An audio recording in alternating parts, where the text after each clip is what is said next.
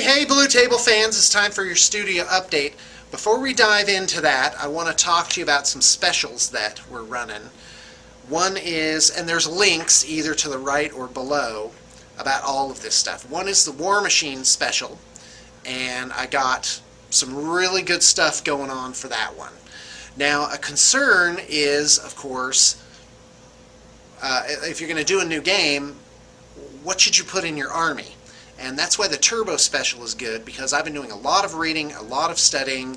I've been looking at some of the older, not older, but some of the magazines that come out for War Machine and looking at army lists in there. So I'm starting to feel confident that I can put together a really decent beginning army list. And then you can work it out yourself from there after playing a few games. So there's that aspect, and I can also advise too. I hope to soon make a few standardized armies saying, you know, for this army list it costs this amount. And that should simplify everyone's lives. Now, with Warhammer Fantasy, you can pick a la carte. I've got spreadsheets up for that show pricing for each thing. And those are easy. You just put in the number, the quantity of what you want, and at the bottom it shows you how much the models will cost, how much it'll be for painting, and how much it'll be for assembly. And you have the option of buying your own models and sending them in, and even assembling them yourself. So, time to set up a project. Just let me know. Most people talk about cost. In terms of Warhammer Fantasy, the minimum for a playable army, just pared down and letting me kind of decide almost everything, is about 600 as of the taping of this video.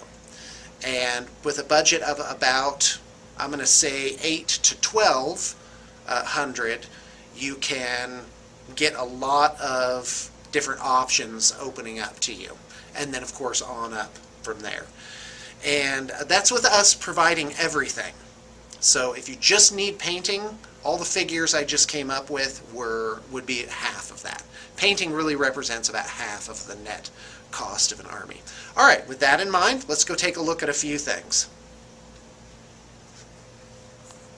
Okay, so the first thing is I have this unit of Dawn Guard. I got this by accident. It's all assembled and ready to paint up for your Retribution army. That's for War Machine. All these bins around here, these are for the Orcs, the Studio Orc Army, which is now officially called Industrial Orcs, and because I'm thinking early Industrial Age technology for them. And I call them Black Powder Orcs, I call them Dark Metal Orcs. I had considered doing demonic orcs, like a la Chaos Dwarfs, but then I just shied away from that. I don't, the original best ideas that I had really didn't fit so well with that theme. So, anyway, got these, this is a really quick mock-up of a true scale Marine, and just so you kind of see how that works there. So, we can do an army of true scale Marines like this. Obviously, this will have to be altered a little bit more to make it just right, like the Crux Terminatus on his thing there. And really, this is just a combination of a regular Marine and a Terminator. But it works. It doesn't seem out of scale. It's definitely bulkier than a regular guy. Okay, now you've been watching our headlong. We're doing a headlong charge series. And you'll notice I have some Chaos Warriors for that. Well, guess what? There's a lot more. There's 64, in fact. 64 Chaos Warriors that are magnetized on trays. They're really good looking, and those are on the block if you want to pick them up. So pricing's available for that. Check this out. This is, yes he is. My daughter's here with me today. And so check out this Flames of War they got going on here. Oh yeah, looking really good. Hoping to do a Flames of War battle report. Look at these little dioramas that Josephus did for his guys. Very, very detailed. Yeah, that's great.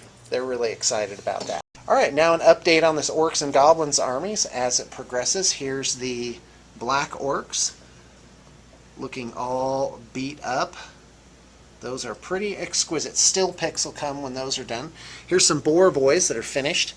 These are really some great models. I'm very excited about this particular kit, especially this guy with like the full skull helmet type thing. That is really nice. Finished a giant. This giant's looking really quite handsome there.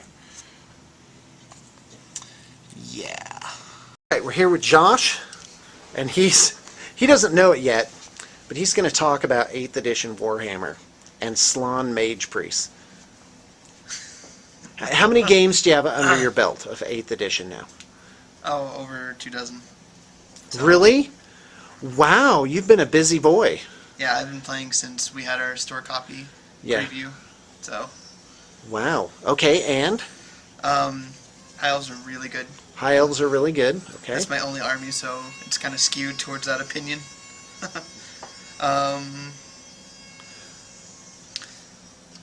So you want me to talk about Oh yeah, Slans? go ahead. So I played a game this last weekend against a Slann, and I brought Techless just to see if he was as broken as he looks in the fact, which he is. Okay. He is amazing, awesome, being able to produce D3 power and dispel dice. Slans, though, are really good in their own too.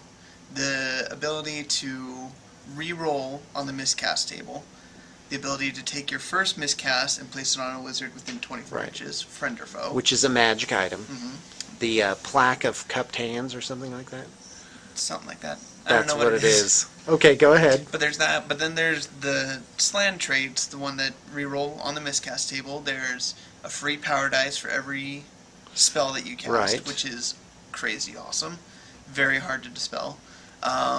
Being able to pick a wizard within an enemy wizard within 24 inches and have them get rid of, discount 6s.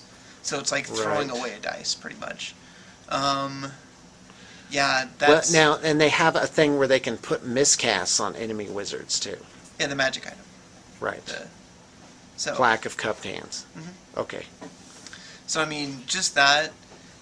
I only had Techless as my wizard, but it was still really annoying. I only got about half my spells off, even with the irresistible force on doubles. Right. Because you still have to meet the casting value. Right. And when you get rid of 6s... 6s, right. That's depressing. Hard. Oh, blurg. Because when I was looking at Lizardmen, I was thinking 2 Slans. That's really expensive. Yep. I think 1 in a Brick of Temple Guard, the unit's not going to go away. When I played him, he used Lore of Fire. Oh, and he had Lore Master, so he knew all the spells. Right. That's the 4th trait that you can take. Awesome. Well, you can take 1 to 4 before Slans. Right. But, so he did that. He took fire against me, which was a mistake. But then he played... Go ahead. But he played? But then he played a Beastman player right afterwards. And he had a unit of 30 Temple Guard that he put the Slann with. And he took Lore of Life.